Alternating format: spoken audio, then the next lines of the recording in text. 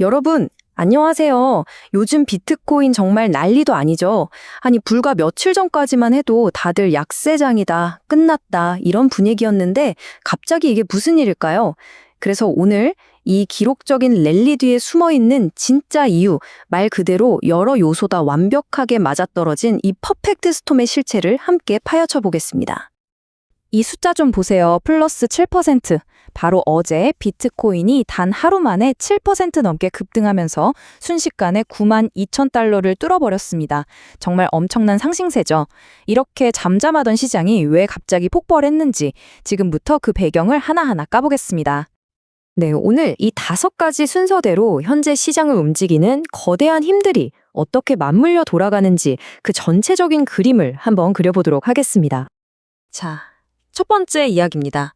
비트코인의 폭발적인 랠리, 부제는 비관론에서 극적인 반전으로인데요. 정말 말 그대로 어떻게 시장 분위기가 하룻밤 사이에 이렇게 180도 바뀔 수 있었을까요? 바로 그 질문에서부터 출발해 보겠습니다. 네, 그래서 도대체 이 광풍을 만들어낸 진짜 힘은 뭘까요? 무슨 일이 있었는지는 이제 봤으니까 지금부터는 왜 이런 일이 벌어지고 있는지 그 핵심 동력들을 하나씩 아주 깊숙이 파고 들어가 보겠습니다. 자, 두 번째 핵심 동력입니다. 그리고 이건 정말 중요합니다. 바로 미국 중앙은행 연준의 태도가 확 바뀌었다는 거죠. 중앙은행이 다시 돈 수도꼭지를 열기 시작했다는데 이게 시장에 어떤 의미인지 자세히 한번 들여다보겠습니다.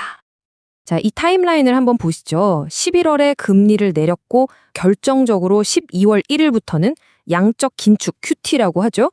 이걸 공식적으로 끝내기로 했습니다. 이게 무슨 말이냐면 그동안 시장에서 돈을 쩍쩍 빨아들이던 걸 이제 그만하겠다 이겁니다. 사실상 돈 푸는 쪽으로 방향을 완전히 튼 거죠. 이건 시장에 보내는 아주 강력한 신호예요. 그리고 시장은 이걸 귀신같이 알아챘습니다. 이 그래프를 보면 정말 놀라운데요. 불과 한 달 전만 해도 12월에 금리를 또 내릴 확률이 한 60% 정도였거든요. 근데 지금은요, 무려 89%까지 치솟았어요. 시장은 이제 연준이 돈 푸는 거에 거의 올인하고 있는 겁니다. 그래서 결론은 이겁니다. 연준이 긴축 끝 완화 시작이라는 신호를 주니까 투자자들이 이제 다시 달려도 되는구나 하고 주식이나 암호화폐 같은 위험자산으로 다시 돈을 밀어넣기 시작한 거죠. 그야말로 시장에 초록불이 탁 켜진 셈입니다. 자, 이제 세 번째 동력으로 넘어가 볼게요. 연준이 멍석을 깔아줬다면 그 위에서 본격적으로 춤을 추기 시작한 거대한 플레이어가 있습니다. 바로 월스트리트죠. 이들이 ETF라는 무기를 들고 들어오면서 시장의 판이 어떻게 바뀌었는지 한번 보시죠. 이 숫자, 37억 달러. 이게 뭘 의미할까요? 이게 바로 블랙록의 비트포니 현물 ETF, 아이비트의 단 하루 거래 대금입니다. 하루 만에 37억 달러, 우리 돈으로 5조 원 가까이 거래된 거예요. 근데 더 놀라운 건 뭔지 아세요? 이게 그 유명한 뱅가드 S&P 500 ETF 거래량보다 많았다는 겁니다. 와, 이건 정말 역사적인 사건이에요. 이게 왜 그렇게 중요하냐면요. 시장의 DNA 자체가 바뀌었다는 뜻이거든요. 예전 상승장은 우리 같은 개인 투자자들이나 소위 고래라고 불리는 큰손들이 이끌었다면 지금은요, 월스트리트의 기관들이 ETF라는 공식적인 파이프라인으로 자금을 그냥 콸콸 쏟아붓고 있는 겁니다. 이건 완전히 다른 차원의 게임이 시작된 거예요. 하지만 이게 무조건 좋은 것만은 아닙니다. 양날의 검이죠. 물론 엄청난 돈이 들어오면 시장이 안정되고 유동성도 풍부해지죠. 그런데 반대로 생각해 보세요. 가격이 떨어지기 시작하면 그 막대한 자금이 순식간에 빠져나가면서 하락을 더 부추길 수 있다는 겁니다. 실제로 지난 11월 하락 때 아이빗에서 하루 만에 5억 달러가 넘는 돈이 빠져나갔어요. 들어올 때도 화끈하지만 나갈 때도 정말 무섭게 나갈 수 있다는 거 꼭 기억해야 합니다. 자, 이제 시야를 좀 더 넓혀 보겠습니다. 네 번째 이야기인데요. 지금까지 말한 미국의 상황은 사실 더 큰 그림의 일부일 뿐입니다. 이건 절대 미국만의 이야기가 아니에요. 지금 보시는 것처럼 전 세계적으로 돈풀기 경쟁이 벌어지고 있어요. 미국은 물론이고 일본, 중국, 캐나다 같은 주요국들이 막대한 돈을 시장에 쏟아붓고 있습니다. 말 그대로 전 세계 수도꼭지가 동시에 활짝 열린 거죠. 그 결과가 바로 이 숫자입니다. 137조 달러. 믿기시나요? 전 세계에 풀린 돈의 총량 M2 통화량이 사상 최고치를 경신했습니다.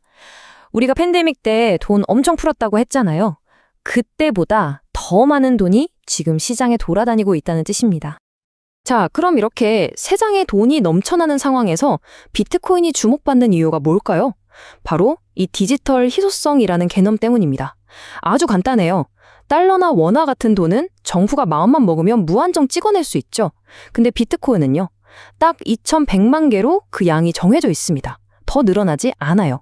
그러니까 돈의 가치는 계속 떨어지는데 개수가 한정된 비트코인의 가치는 상대적으로 올라갈 수밖에 없다는 논리가 성립되는 거죠. 자산운용사 비트와이즈의 분석이 이걸 아주 잘 보여주는데요. 이 표를 한번 보세요.